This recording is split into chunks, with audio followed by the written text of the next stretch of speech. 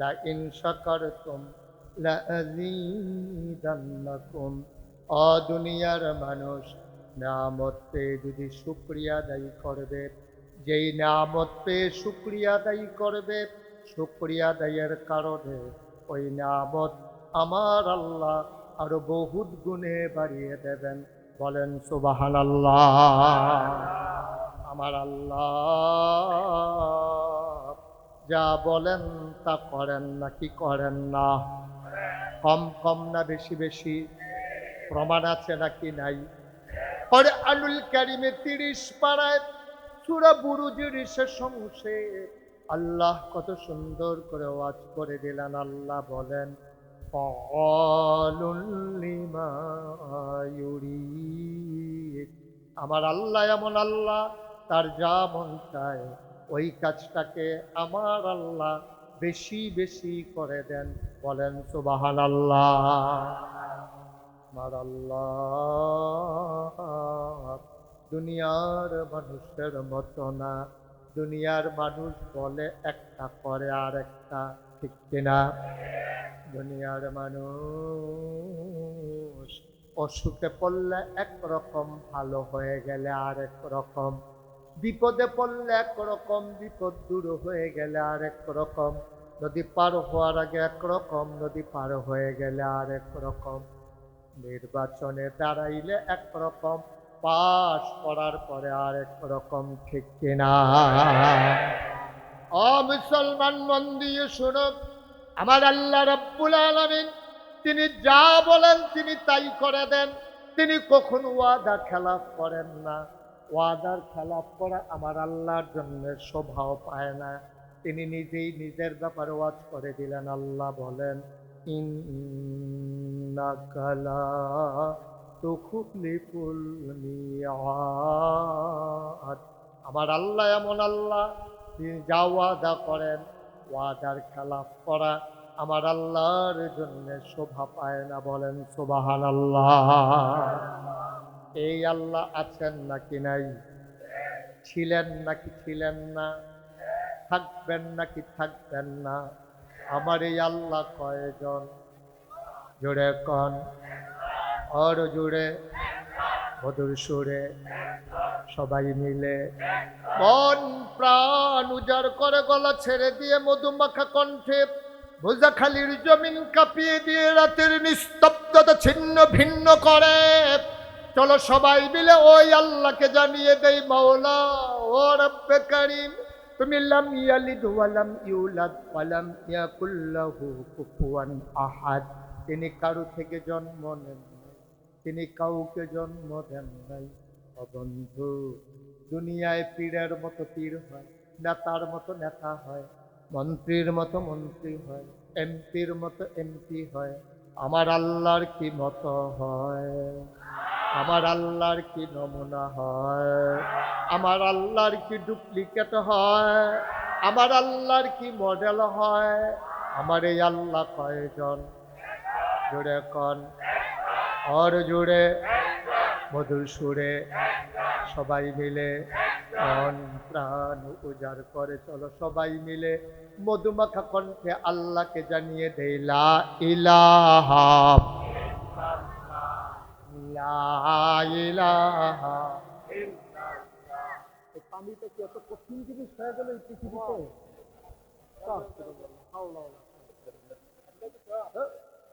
ফ্রিজের পানি খাওয়া যাবে না। লা ইলাহা, লা ইলাহা, লা ইলাহা, জোরে জোরে লা ইলাহা, আরো জোরে লা ইলাহা, মধুর সুরে লা ইলাহা, মাশাআল্লাহ লা ইলাহা। আসমান জমিন গায়রুল্লাহ, পাহাড় পর্বত গায়রুল, আসমান জমিন গায়রুল্লাহ, পাহাড় পর্বত গায়রুল, শুধু তুমি মাবুদ এক আল্লাহ, লা ইলাহা, জোরে জোরে লা ইলাহা,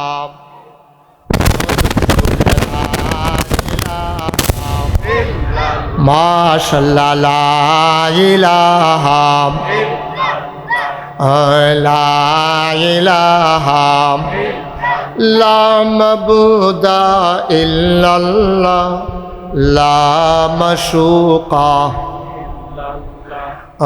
লা মওজুদা ইল্লাল্লাহ, লা মাকসুদা ইল্লাল্লাহ, লা ইলাহা, জোরে জোরে লা ইলাহা, আর জোরে লা ইলাহা, লা ইলাহা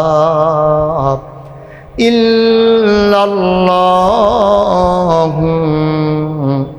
মুহাম্মাদুর রাসূলুল্লাহ সাল্লাল্লাহু আলাইহি ওয়াসাল্লাম।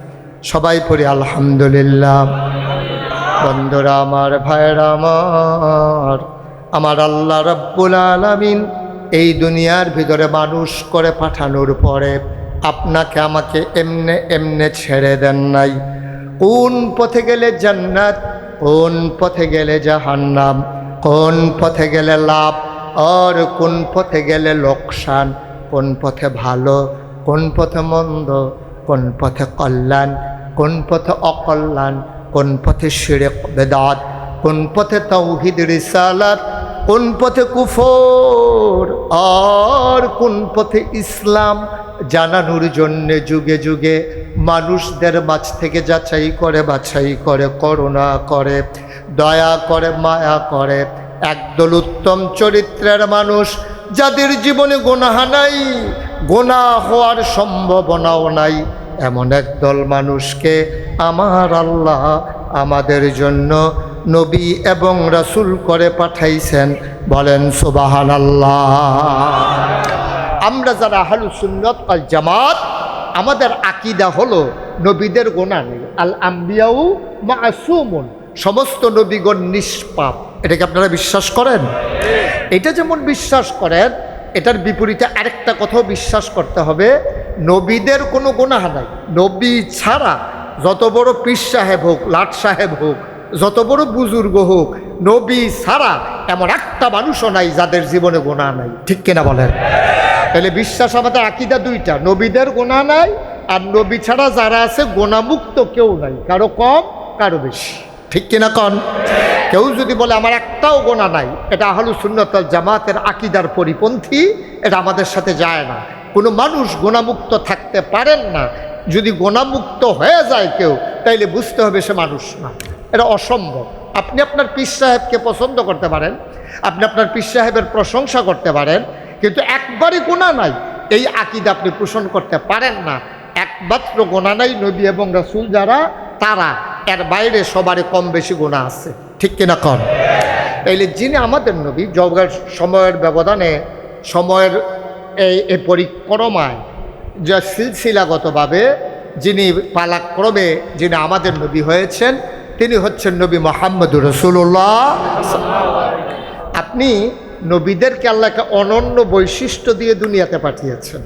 কারণ খুব খেয়াল করে শুনেন, কারণ নবীদের কাজ হলো অন্ধকার থেকে আলোতে নিয়ে আসা, গোমরাহি থেকে হেদায়েতে নিয়ে আসা, কুফর থেকে ইসলামে নিয়ে আসা, এটা হলো নবীদের কাজ। তো নবীগণ এই কাজ করতে গিয়া নানান সময় নানার বাধার মুখোমুখি হন। এই বাধার মুখোমুখি যেন না হন,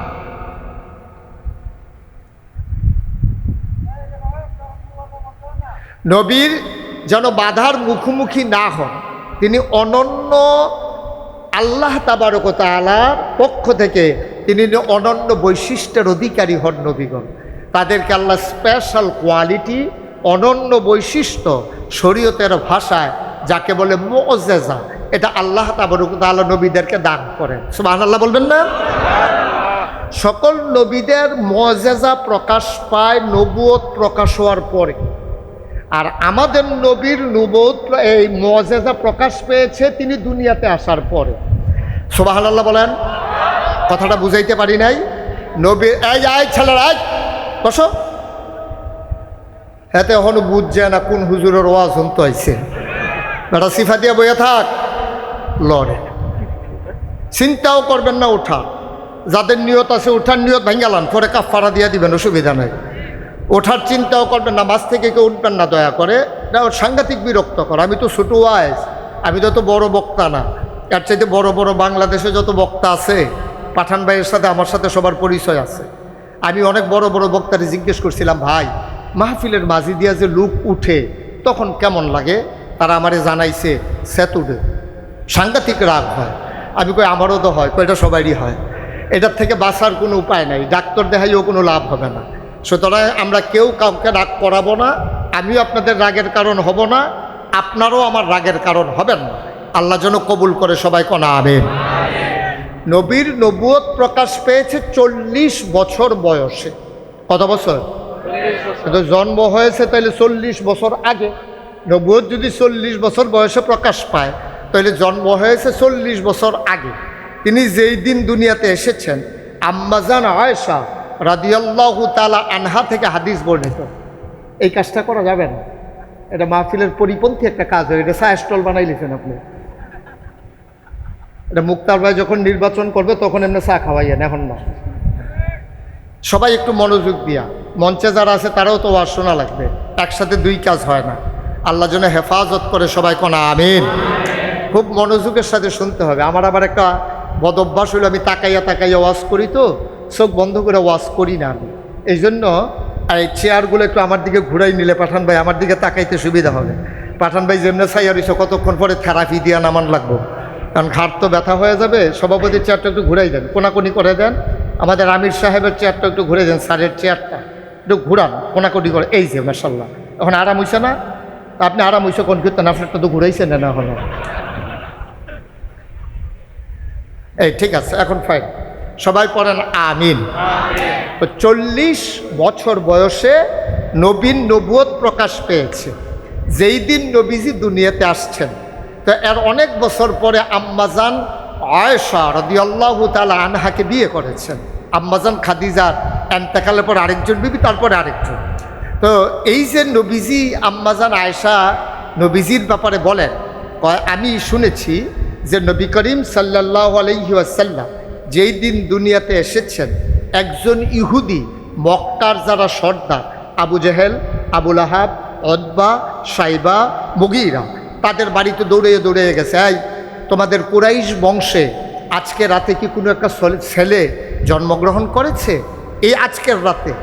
তো ইহুদি দৌড়াইয়া গিয়ে বলতেছে, কাফের যারা সর্দার ছিল, সমাজের যারা নেতা ছিল, তাদেরকে বলতেছে, তোমাদের বাড়িতে অথবা তোমাদের বংশে এই রাত্রে কোনো বাচ্চা কি দুনিয়াতে আসছে? আমরা তো এখনও খবর পাই নাই। কইব খবর নাও দেখি। তো তারা সবাই মিলে খবর পেয়ে দেখলো, বনু হাশিম গোত্রের আব্দুল মুত্তালিবের ছেলে আবদুল্লাহর ঘরে, অর্থাৎ আবদুল্লাহর স্ত্রী আমেনার গর্ভে থেকে আজকের আহত করে তাকে মেনে নিতে বাধ্য হবে, এই সেই মহাব্বত। বলেন সুবহানাল্লাহ। এটা কিন্তু যেই রাত্রে নবীর জন্ম হয়েছে সেই রাতের কথা। সমস্ত নবীগণের মুআজিজা প্রকাশ পেয়েছে নবুয়ত প্রকাশের পরে, আর আমার নবীর মুআজিজা প্রকাশ পেয়েছে জন্মের পরে। সুবহানাল্লাহ বলবেন না?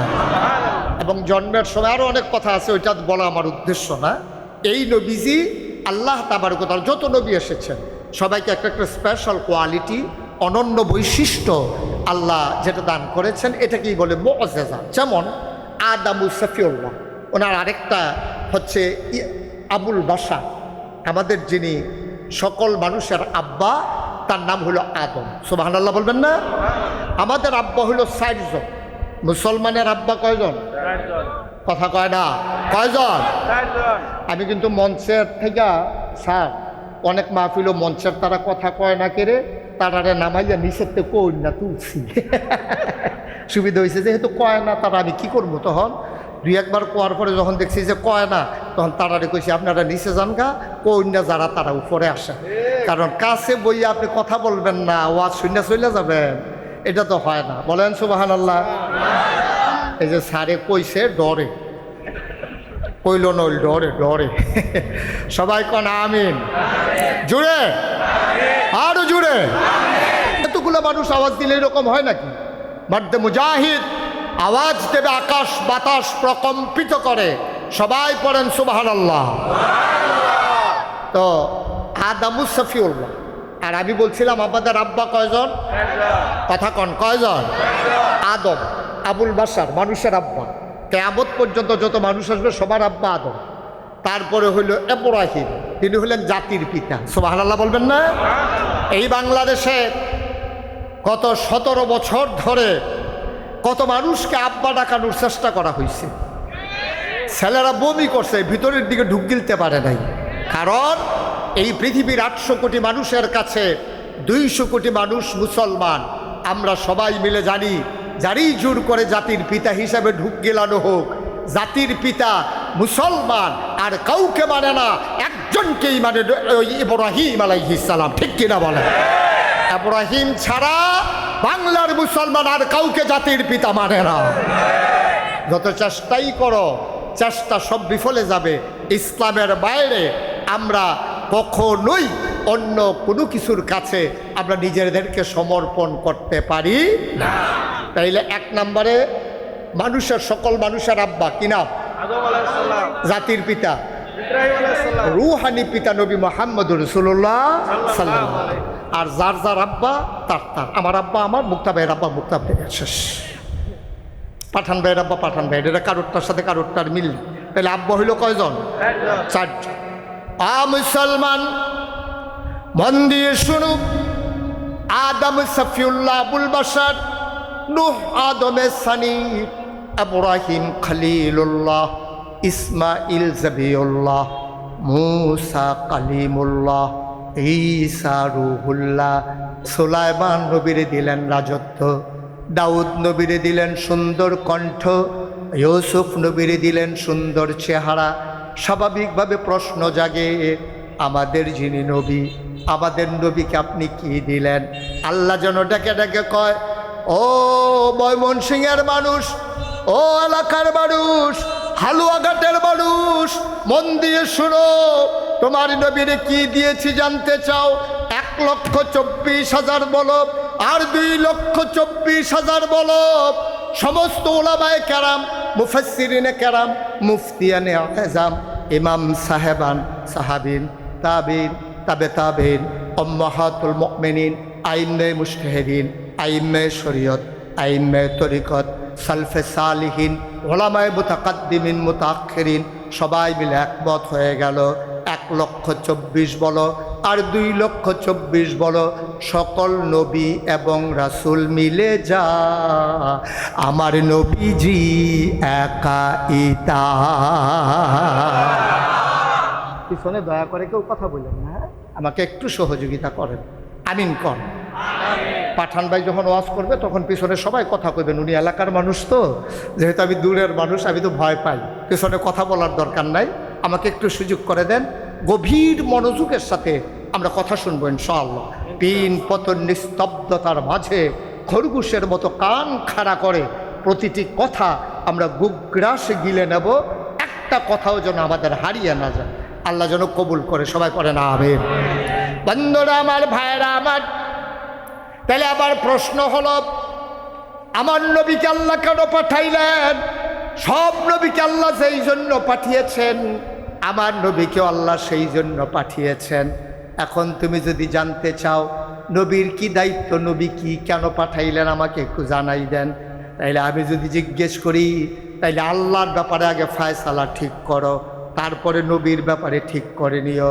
আল্লাহ যদি জানতে চায় আমার ব্যাপারে তোমাদের কি ধারণা, আমরা জানিয়ে দিলাম মাওলা ও রব্বা কারীম, আপনি জানতে চান আপনারা কেমন করে আমরা মেনে নিয়েছি। 5 ওয়াক্ত নামাজে প্রতি রাকাতের শুরুতে আমরা ওয়াজিব, ফরজ হোক, ওয়াজিব হোক, সুন্নতে মুআক্কাদা হোক, নফল হোক, সব নামাজের ভিতরে প্রতি রাকাতের শুরুতে আমরা সবাই মিলে আপনাকে জানিয়ে দিয়েছি আলহামদুলিল্লাহি রাব্বিল আলামিন। আমরা সবাই জানিয়ে দিয়েছি আপনি হচ্ছেন সমস্ত জগৎ সমূহের জন্য রব। সুবহানাল্লাহ বলবেন না? সমস্ত জগৎ সমূহের জন্য আপনি রব। এখন আপনি যদি বলেন রব কারে কয়, আমি খালেক এটার অর্থ এক শব্দে বলে দিতে পারবো, মালেক এটার অর্থ এক শব্দে বলে দিতে পারবো। আপনি যদি বলেন রহমান, তাও পারবো। আপনি যদি বলেন রহিম, আমি তাও পারবো। আপনি যদি বলেন ওয়াদুদ, আমি তাও পারবো। যদি বলেন সত্তার, গফফার, আইয়ুব, সব আমি এক শব্দে অর্থ বলে দিতে পারবো। কিন্তু আপনি যদি বলেন রব কারে কয়, এক শব্দে বলে দেন দেখি, না, গোটা পৃথিবীর মানুষ পারিনি, আজও পারার কোনো সম্ভাবনা নাই। আমার দৃষ্টিতে রব কারে কয় বুঝতে হলে অন্তত 5টা লাইন লাগবে। কয় লাইন? কথা বুঝেন নাই আমার? কয় লাইন? আপনি কি এই প্রথম কথা কইলেন? আমি তো কই কি রে, আওয়াজ হয় না কি রে, বাতির তলা আন্দায় আওয়াজ হইব কেমনে? হুজুরই তো কথা কয় না। কয় লাইন? 5 লাইন লাগবে রব বুঝতে। এবার আমি বলি, আপনারা খেয়াল রাখেন। বান্দার যা দরকার, দরকারি জিনিসটাকে দরকারের সময় পরিমাণ মতো চাওয়ার আগে, সুবহানাল্লাহ বলবেন না?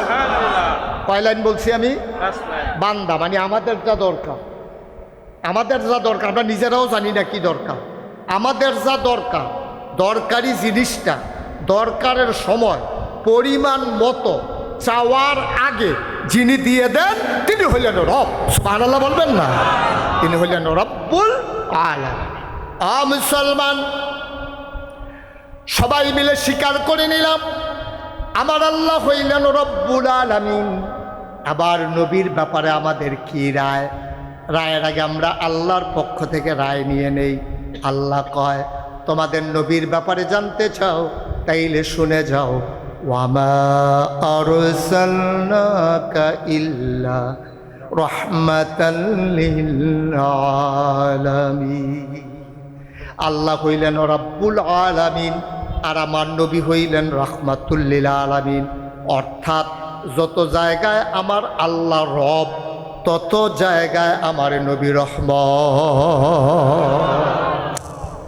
এমন একটা জায়গা নাই যেই জায়গায় আমার আল্লাহ রব অথচ নবী রহমত না। যত জায়গায় আল্লাহ রব, তত জায়গায় আমার নবী রহমত। আল্লাহ আকাশের রব, জমিনের রব, মানুষের রব, জিনের রব, নদীনালার রব, গাছপালার রব, তরুলতার রব, বৃক্ষরাজির রব, ওই পাহাড়ের রব যিনি আকাশ বানিয়েছেন খুঁটি ছাড়া, জমিন বানিয়েছেন সমতল করে, পাহাড় বানিয়েছেন পেরেকের মাথা করে, যিনি কুলুকুলু বেগে বয়ে যাওয়া নদী, নদীর ভিতরে পানি, পানির ভিতরে মাছ, নদীর কিনারে গাছ, গাছের ভিতরে ফুল, ফুলের পরে ফল, নারিকেল গাছের মাথায় ডাব, ডাবের ভিতরে শরবত, আখের ভিতরে রস। সুবহানাল্লাহ তাআলা। সব জায়গায় আল্লাহ, যত জায়গায় রব তত জায়গায় আমার নবী রহমত। সুবহানাল্লাহ বলবেন না? আমার একটা জায়গা নাই নবী গাছের জন্য রহমত, নবী পশুর জন্য রহমত, গৃহপালিত অথবা হিংস্র মানুষের জন্য, মুসলমান অথবা কাফের, সব কিছুর জন্য আমার নবী হলেন রহমত। সুবহানাল্লাহ বলবেন না? আমার নবী হলেন রহমত আর আমার আল্লাহ হইলেন রব।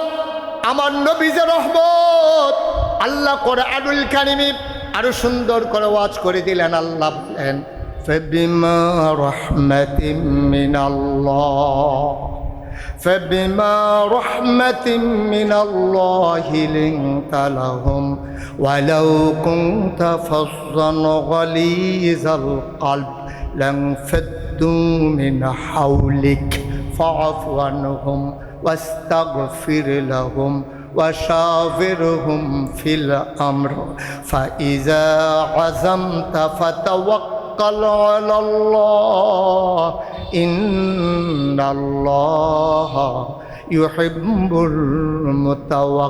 المتوكلين। সুবহানাল্লাহ বলবেন না? আমার নবী হইলেন রহমত। মুসলমান, এই নবীকে আল্লাহ পাঠাইলেন মানুষকে অন্ধকার থেকে আলোতে, গুমরাহি থেকে হেদায়েতে, কুফর থেকে ইসলামে নিয়ে আসার জন্যে, মানুষগুলো যেন সোনার মানুষ হতে পারে। তিনি হলেন মডেল, তিনি উসওয়াতুন হাসানা, তিনি আইডল, তিনি আইকন। আল্লাহ নিজেই বলে দিলেন, লাকাদ কানা লাকুম ফি রাসূলিল্লাহি উসওয়াতুন হাসানা। তিনি হইলেন মডেল, তিনি আইডল, তিনি আইকন, তিনি অনুপম আদর্শ। তিনি হইলেন নমুনা। তুমি যদি সেরা বাবা হতে চাও, আমার নবী বিবি ফাতেমার সাথে কি আচরণ করেছে, নবীর 4 কন্যা জয়নব, রুকায়া, উম্মে কুলসুম, ফাতেমা, তাদের সাথে নবী যেমন ব্যবহার করেছেন, তুমিও তোমার মেয়ের সাথে এমন ব্যবহার করো, তুমি হয়ে যাবা জগতের সেরা বাবা, ঠিক কিনা? তুমি যদি সেরা স্বামী হতে চাও, তুমি যদি মনে করো আমি এই এলাকার ভিতরে সেরা স্বামী হতে চাই, আমার স্ত্রী যেন বলতে পারে আমার স্বামীর মতো স্বামী হয় না, তাইলে আমার নবীজি আম্মাজান আয়েশা রাদিয়াল্লাহু তাআলা আনহা, আম্মাজান খাদিজা রাদিয়াল্লাহু তাআলা আনহা, ওনাদের মতো 11 জন বিবির সাথে আমার নবী যে আচরণ করেছেন, তোমরাও তোমার বিবির সাথে সেই ব্যবহার করো, তোমরা হয়ে যাবা জগতের সেরা স্বামী। তুমি যদি সেরা বাবা হতে চাও, তাইলে জানতে হবে নবী সন্তানের সাথে কি করেছেন। তুমি যদি সেরা সন্তান হতে চাও, নবী 6 বছর বয়সে আম্মা হারিয়েছেন, জন্মের আগেই আব্বা হারিয়েছেন। সুতরাং নবী তো মা বাবাকে পায় নাই, কেমন আচরণ করেছেন জানবা কেমনে? আমার নবীজি দুধ মা হালিমার সাথে যেই ব্যবহার করেছেন, তুমিও যদি তোমার মায়ের সাথে তেমন ব্যবহার করো, তুমি হয়ে যাবা জগতের সেরা সন্তান, ঠিক কিনা? আপনি যে কোনো জিনিসের জন্য একটা মডেল লাগে, একটা নমুনা লাগে। আমি মনে করেন আমার একটা পানির বোতলের দরকার, তা আমার পাঠান ভাই মনে করুন বোতলের ফ্যাক্টরি আছে ময়মনসিংহে, তাই বললাম পাঠান ভাই আমার একটা বোতল বানাই দিয়েন তো একটু শক্ত করে, যেখানে যাই যেন পানি নিয়ে যাইতে পারি। পানি এই আমার খাওয়ার জন্য একটা বোতল, পার্মানেন্ট একটা বোতল লাগে, আপনি একটা সুন্দর দেখে আমার একটা পানির বোতল বানাই দেবেন। তো ওনার কাছে বলার পরে উনি বলতেছে ভাই আপনার কাছে কি কোনো নমুনা আছে, মোবাইলে ছবি টবি আছে? তখন আমি বললাম যে এই যে মাম পানির বোতলটা এটা নিয়ে আসেন। তো মাম পানির বোতল উনি কর্মচারী পাঠাইয়া নিয়ে আসছে। আমি বললাম ঠিক এই মাম পানির বোতলটা যেমন ঠিক এমন করে কাটা কাটা, মুখটা ছোট, ভিতরটা বড়, চওড়া করে সুন্দর করে একটা বোতল বানাইবেন। মুসলমান, সামান্য একটা বোতল বানাইতে আমি যদি পাঠান ভাইকে একটা নমুনা কপি দেওয়া লাগে, মাম পানির বোতল দেওয়া লাগে, তো আপনি সারা মানুষ হয়ে যাবেন। এটার জন্য একজন নমুনার দরকার আছে নাকি নাই? আপনি সারা স্বামী হয়ে যাবেন, এটার জন্য নমুনার দরকার আছে নাকি নাই? বন্ধুরা আমার, ভাইরা আমার, গভীর মনোযোগ। তাইলে তুমি যদি সারা মানুষ হতে চাও, তুমি যদি মনুষ্যত্বের বিকাশ ঘটাইয়া পশু প্রবৃত্তিকে দমন করতে চাও, তুমি যদি হতে চাও পৃথিবীর ভিতরে আল্লাহ যে উদ্দেশ্যে তোমাকে বানিয়েছেন, ইন্নী জাইলুন ফিল আরদি খলিফা, আল্লাহ বলে দিয়েছিলেন আমি একটা কওম, আমি একটা সম্প্রদায়, আমি একদল মানুষ বানাতে চাই যারা হবে আমার খলিফা। আল্লাহ তাবারক ওয়া তাআলা যখন বললেন, ফেরেশতারা বাধা দিলেন, দরকার নাই মানুষ বানানোর, এর আগে জিন বানিয়েছেন, মারামারি কাটাকাটি ঝগড়া বিবাদ করেছে, মানুষ বানাবেন এমনই করবে, আমরাই তো আপনার জন্য যথেষ্ট। আল্লাহ বলে দিলেন না, ইন্নী আ'লামু মা লা তা'লামুন, আমি যা জানি তোমরা তা জানো না। বলেন সুবহানাল্লাহ। মানুষ বানানো হয়ে গেল। আমরা যে এই মানুষ তো আল্লাহ বানাইতে চান নাই। আমাদের মানুষের সুরত আছে, কিন্তু মানুষের সিরত আমাদের নাই, ঠিক কিনা কর? আমরা দেখতে মানুষের মতো, আমরা মানুষ না। আমরা মানুষ না, আমরা দেখতে মানুষের মতো। মানুষ এইরকমই হয়, দুটা চোখ থাকে, একটা কপাল থাকে, মাথা ভর্তি চুল থাকে, থুতনির নিচে দাড়ি থাকে, কেউ কেউ মাথায় টুপি দেয়, পাঞ্জাবি পরে, লুঙ্গি পরে, হাত থাকে, পা থাকে। এটা হলো মানুষের নমুনা। প্রকৃত মানুষ এটা না। প্রকৃত মানুষ হচ্ছে পশু প্রবৃত্তিকে দমন করে মনুষ্যত্বের বিকাশ ঘটাইয়া আল্লাহকে রব হিসাবে মেনে নিয়ে, নবীকে নবী হিসাবে জীবনা চরিত্র তার আদর্শ হিসাবে মেনে নিয়ে সিদ্ধান্ত জানিয়ে দেওয়া, হুকুম মানব আল্লাহর, তরিকা মানব নবীজির, ঠিক কিনা বলেন? আর বাইরে যারা যায় তারা মানুষের নমুনা হয়, মানুষ হয়। তাহলে আমরা বিধান মানবো কার? আল্লাহ। আরে জুড়ে কথা কয় না কি এর লিগা? আমরা বিধান মানবো কার? আর তরিকা মানবো কার? নবীজির। এর বাইরে কোনো ইসলাম নেই। আমি ততক্ষণ আমার পীরকে মানবো যতক্ষণ তিনি তার কোরআন সুন্নাহ মতো জীবন চালাবে। তিনি আকাশ দিয়ে উড়ে যাক, জমিন দিয়ে হেঁটে যাক, পানির উপর দিয়ে যায় নামাজ বিছাইয়া ঘুরুক, এতে আমার কিছু যায় আসে না। আমি যদি দেখি কোরআন নাই, সুন্নাহ নাই, আমার পীরও আমার কাছে নাই, ঠিক কিনা বলো? এর নাম হচ্ছে ইসলাম। স্বার্থের কাছে বিকিয়ে দেওয়া যাবে না। আমি তো দুঃখ করে অনেক জায়গায় বলি, বাংলাদেশে গরুর মাথা বেচা হয় 5,000 টাকা। বড় গরুর মাথা বেচা হয় কত? 5,000। মানুষের মাথা বিক্রি হয় বুটের দিন, মানুষের মাথা বিক্রি হয় বুটের আগের রাইতে 500 টাকা। ঠিক কিনা কও? এইলে এই আপনার একটা ছাগলের মাথার দামও তো আপনার না। বড় খাসির মাথা কিনতে গেলে আপনি এখন 1,000, 1,200 অথবা 2,000 টাকা লাগে। ঠিক কিনা কন? এটা গরুর মাথা কিনতে গেলে লাগে 5,000 টাকা। আপনি নির্বাচনের আগে রেখে 500 টাকা খাইয়া আপনার ভুট্টা আপনি বিক্রি করে দিলেন, আপনি ছাগলের চাইতে নিকৃষ্ট। ঠিক কিনা কন? আপনি নিজের দাম নিজে কমাইছেন, কেউ কমায় না। আপনার একটা মাথার কোনো দাম নাই, আপনার একটা ভোটের কোনো দাম নাই, আপনার সিদ্ধান্তের কোনো দাম নাই। আপনার ভোট পাইয়া যেই লোকটা এমপি হলো, আপনার ভোট পাইয়া যেই লোকটা উপজেলা চেয়ারম্যান হলো, আপনার ভোট পাইয়া যে চেয়ারম্যান হলো, মেম্বার হলো, ওই চেয়ারম্যানের আমলে যত গম চুরি করবে, গম ফান আর না ফান গোনার একটা অংশ অটোমেটিক পাইয়া যাবে। ঠিক কিনা কর? আপনি গম নাও পাইতে পারেন, কিন্তু গোনার যে একটা ভাগ, এটার জন্য আপনি মিছিল করা লাগবে না, এটা এমনিই পাইবেন। কিয়ামতের ময়দানে গিয়া দেখবেন অসংখ্য গোনা। আপনি জিজ্ঞেস করবেন এই গোনা তো আমি করি নাই, ওই যারে ভোট দিছিলে হেতে করছে, হেতার ভাগ তুমি পাইছো। সমর্থনকারী সহজ, কারণ আপনি যদি ভোট না দিতেন এই সুরে তো এমপি হইতো না, এই সুরে তো মন্ত্রী হইতো না। এই লম্পট চরিত্রহীন এই মানুষটা দুষ্কৃতিকারী, যার নিজের কাছে মানুষের মূল্য নাই, এই মানুষটা এমপি বানাইছো তুমি ভোট দিয়া। সুতরাং তে যত অপবর কর্ম করবে সব ভাগ তুমি নিবা। এটা তো দুনিয়া তার বলার দরকার নাই। দেখছেন না, 17 বছর ক্ষমতা পাকাপুক্ত করার পরে আল্লাহর ফায়সালা বড় কঠিন ফায়সালা, রান্না করা ভাতগুলো পর্যন্ত খাওয়ার সুযোগ দেয় নাই। ঠিক কিনা পায়? তো গেছে মন্ত্রী এমপি যাইতো, আমার এলাকার লোক ভাগলো কেন? ওই যে ভাগ পাইছে, যে এই অংশ পাইছে, যে এই অংশের কারণে দেখেন আল্লাহর ফায়সালার কি সুন্দর। দেখেন সবাই মিলে মিছিল করলো, মিটিং করলো, বক্তৃতা দিল, খুতবা পড়লো, মসজিদের মিম্বর থেকে দোয়া করলো, এই কানে কান্দা কান্দা দোয়া করলো, না শোনাইয়া দোয়া করলো। কি বলছিল? দফা 1 দাবি 1 পদত্যাগ পদত্যাগ। এটা ছিল না দাবি? আমার কথা বলে, এটা ছিল না কথা? দফা 1 দাবি 1 পদত্যাগ পদত্যাগ। আল্লাহ আরে না, তোরার চিন্তা আমার চিন্তা মিলবে না তো। তোমরা চাও দফা 1 দাবি 1 পদত্যাগ পদত্যাগ, যেই কাম করছে পদত্যাগে হবে না। দফা 1 দাবি 1 দেশ ত্যাগ দেশ ত্যাগ। ঠিক কিনা বলো? কেউ বলে নাই, কেউ মারেও নাই, কেউ একজনও বলে নাই যে দেশ ত্যাগ করেন। কিন্তু কই যা আপনি না তো দেশ ত্যাগ অন্যের কথা কইছি। উনি মনে করছে উনি বর্ডার কাছে যখন ঘুরান দিয়ে আই গিয়া।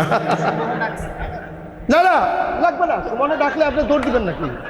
ওয়াজ করতে আসে আমি কন্ট্রোলে, এখন আমার কন্ট্রোলে আছেন না আপনি? কি এর সময়? উনিও বুঝছে না কারো ওয়াজ শুনতে আছে। আরো কয়েক মিনিট গেলে টের পাইবেন কি কারবার যাইতে আছে। সিফা দিয়া বইয়া থাকে।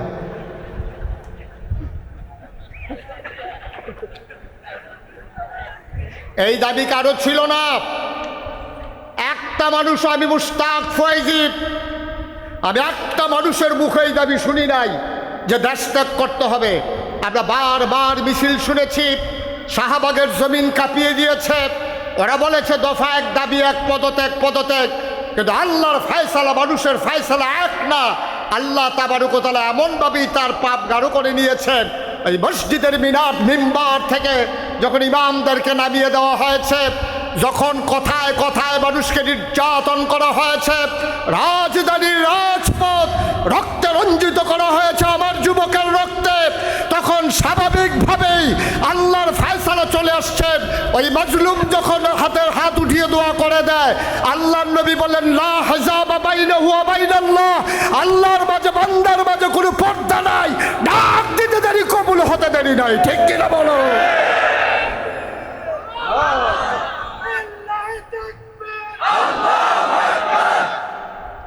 সবাই পড়েন আমিন। ইতিমধ্যে আমাদের মাঝে আজকে উপস্থিত হয়েছে রৌনক বক্স মেহমান, এই এলাকার কৃতি সন্তান, রাজনীতি যারা নিরূপণ করেন বাংলার, তাদেরই এক নীতি নির্ধারক জনাব মোহাম্মদ সৈয়দ ইমরান সালেহ প্রিন্স। আল্লাহ তাবারক ওয়া তাআলা ওনাকে আসার সুযোগ করে দিয়েছেন। সবাই পড়ে আমিন। বন্ধুগণ, যে কথাটা বলছিলাম, তাইলে আমাদের ফায়সালা আল্লাহর ফায়সালা মিলবে না। আপনি সসীম জ্ঞানের অধিকারী, আর আল্লাহ হলেন অসীম জ্ঞানের অধিকারী। ভাই এরকম করা যাবে না তো এখানে? আস্তাগফিরুল্লাহ, লা হাওলা ওয়ালা কুওয়াতা ইল্লা বিল্লাহ। আল্লাহ হইলেন অসীম জ্ঞানের অধিকারী, যার জ্ঞানের কোনো সীমা নাই।